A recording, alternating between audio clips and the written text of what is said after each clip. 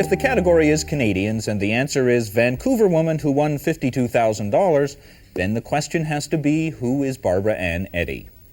If you tuned in to the quiz show Jeopardy last week, you've already met Barbara-Anne. Round of play. Barbara-Anne. What is Halifax? Right. 7-letter cities for She's a 500 game cities. show maven and has been a contestant on 9 programs over the years. Last week, Eddy added 5-time Jeopardy winner to her list of quiz show coups, and that means she'll be back on Jeopardy again for the Tournament of Champions. Barbara-Anne Eddy joins us now from Vancouver. Is this any way to make a living? Actually, it is not. You can go only so far as a game show contestant, and I think, in fact, I have reached my apogee. You're using those big words on me, Barbara-Anne. Oh, I've gone, as the song says, about as far as I can go.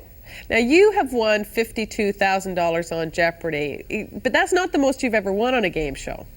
No, actually it isn't. I appeared on a program in 1977 and 78 called the $128,000 Question and won the top prize there. See, how did you get to be on Jeopardy?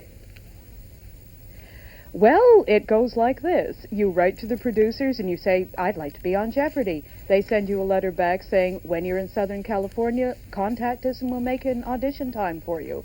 You audition, write a 50-question test, have a mock-up version of the game and an interview, and if you do sufficiently well, they will invite you to be a contestant. Simple. Huh. Well, I've always liked the game. You play it at home with the family. Sometimes, you know, you feel really smart because I get the daily double, bet a lot of stuff. But it would never even occur to me to want to go on that show or any game show. I think I'd just be terrified. I'd be humiliated. Oh, well, the terror consists mainly in not keeping your head while all about you are losing theirs. That's something you can practice. The humiliation may go with the territory. I was thinking when I was down doing Jeopardy that I wasn't going to do very well at first, but then I got into the stride of the game, and after I won the first one, the rest was easy. But it doesn't necessarily matter how smart you are, does it? You know, you're a Shakespearean and biblical scholar, but lots of smart people could bomb at that game and end up looking really stupid.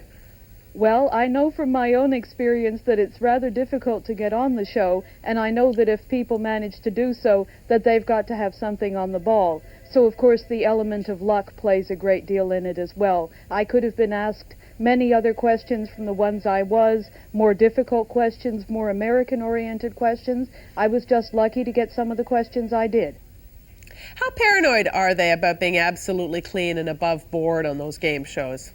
Well, because I had appeared on another show on which Alex Trebek was the host, the people from Standards and Practices took me aside and asked me if I had, as they phrased it, a social relationship with him, to which I replied, no, I had not. And I had merely been a contestant on a show on which he was a host, and that was as far as it went. But, for example, you are escorted everywhere. I had to change between shows, and there was always a contestant coordinator with me, even so far as going to the restroom.